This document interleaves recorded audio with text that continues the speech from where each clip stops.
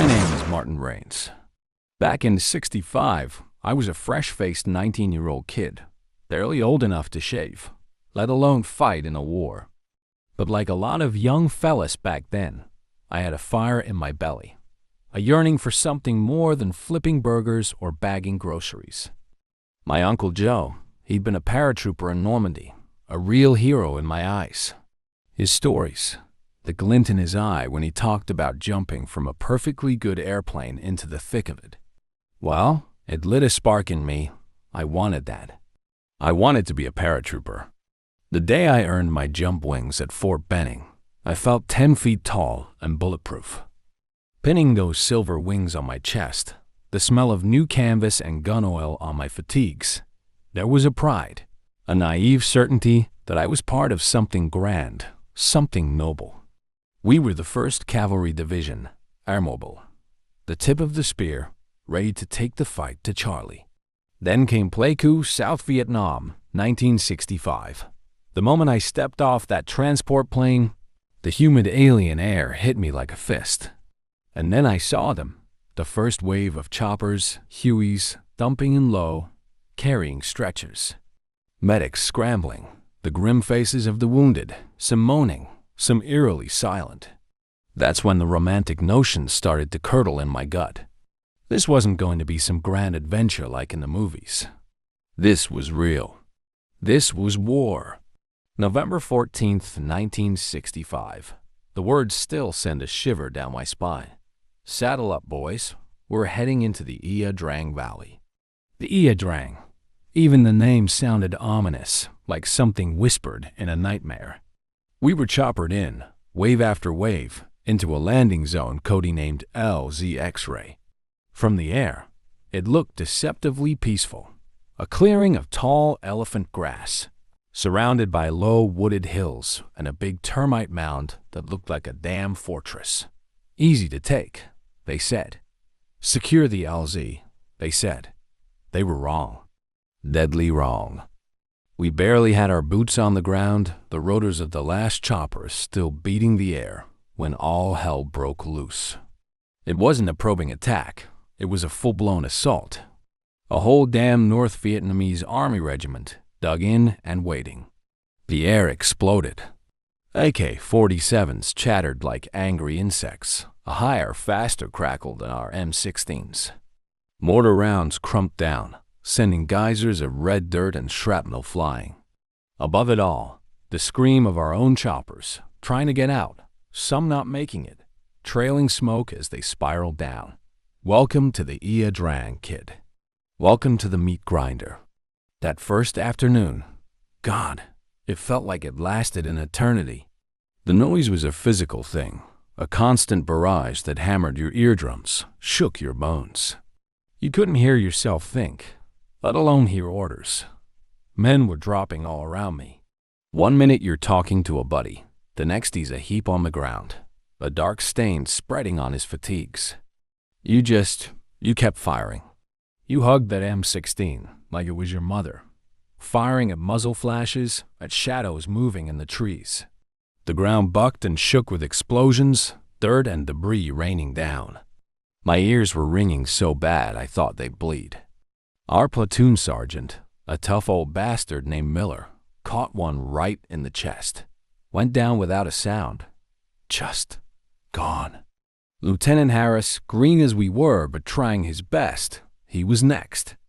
That's when Sergeant Kowalski, what was left of our command, grabbed me. Rains, take Ramirez, Washington, and O'Brien. We gotta pull back from this goddamn tree line. It's a kill zone. Go! Now. Pull back?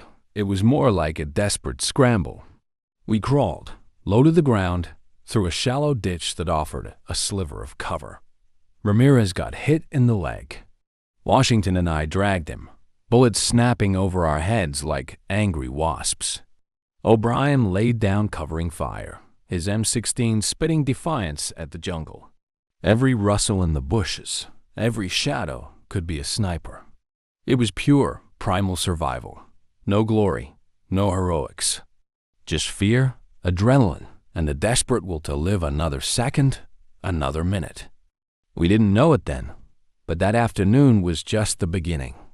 For the next 72 hours, it was non-stop.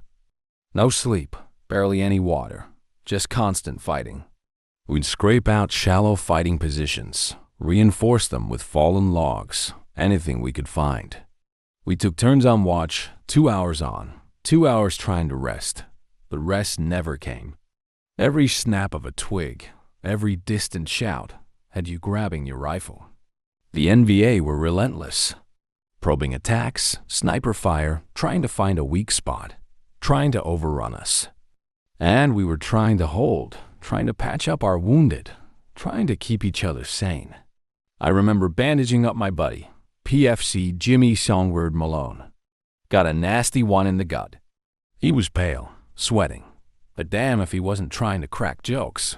Even hummed a few bars of some rock and roll song to keep our spirits up. That's the kind of men they were. Tough, resilient brothers. There were close calls, too many to count. One time, I felt a thud in my pack. Later, when there was a lull, I found a bullet lodged in my key rations and spare socks. An inch or two to the left, and it would have been my spine. You didn't think about it. Couldn't afford to. Thirst. God, the thirst was a killer. Your tongue felt like sandpaper, your throat raw. We had canteens, but you learned to sip to make it last. Giving in to that desperate craving for water could mean you wouldn't have any when you really needed it. It was a brutal calculus of survival. Then, on the third day, just when we thought we couldn't take any more, when our ammo was running dangerously low and our perimeter was shrinking, the sky opened up. Not with rain, but with fire. American fire. First came the Sky Raiders, a 1Es, dropping napalm and high explosives on the enemy positions, so close we could feel the heat wash over us. Then, the call came over the radio, Broken Arrow. That was the code, an American unit in danger of being overrun. It meant every available aircraft in South Vietnam was being diverted to support us. And then, the B-52s. We'd never seen anything like it. High above, almost invisible, they unleashed hell. The ground trembled like an earthquake. The jungle erupted in smoke and fire. It was terrifying, awe-inspiring, and it saved our asses. The NVA attack faltered, broke. The pressure eased. Then the Hughes started coming back in, this time to get us out, to get the wounded to safety. I remember carrying Songbird Malone, slung over my shoulder, running hunched over towards the choppers, tracers zipping past, kicking up dirt around our boots. We piled them in, then scrambled aboard ourselves, the crew chief pulling us in, yelling over the roar of the turbines. Lifting off, looking down at LS Ray. It was a smoking, pockmarked ruin. Bodies, American and NVA, lay scattered across the landscape. The elephant grass was flattened, stained. The termite mound, shattered. My heart felt like a lead weight in my chest. So many good men down there. So many friends. The numbers tell part of the story. Our battalion, the 1st of the 7th Cav, went into Ia Drang with roughly 450 men. We came out with less than half of that who weren't killed or wounded. The official count, you can look it up. But numbers don't tell you about the screams, the fear, the courage, the loss, the stench of cordite and blood that you can never quite wash away. They gave me a silver star for what I did out there. Side I showed bravery, leadership, but I never wore it with pride. How can you feel proud about something like that? All I felt was lucky and guilty. Guilty that I was alive when so many better men weren't. That I was breathing, walking, when Songbird Malone and Lieutenant Harris and Sergeant Miller were just names on a wall. The Ia Drang taught me things, terrible things mostly, about the true cost of war, the fragility of life. But it also taught me about brotherhood, about the men you fight alongside, the bonds you forge in the crucible of combat. Those are bonds that never break, not even in death. I'm an old man now. The war is a lifetime ago. But some nights, when the house is quiet, I can still hear the thump of the Hueys, the crackle of the AKs, the shouts of my brothers, and I say a prayer for them. For all the ones who didn't come home from that valley of death. May they rest in peace. They earned it.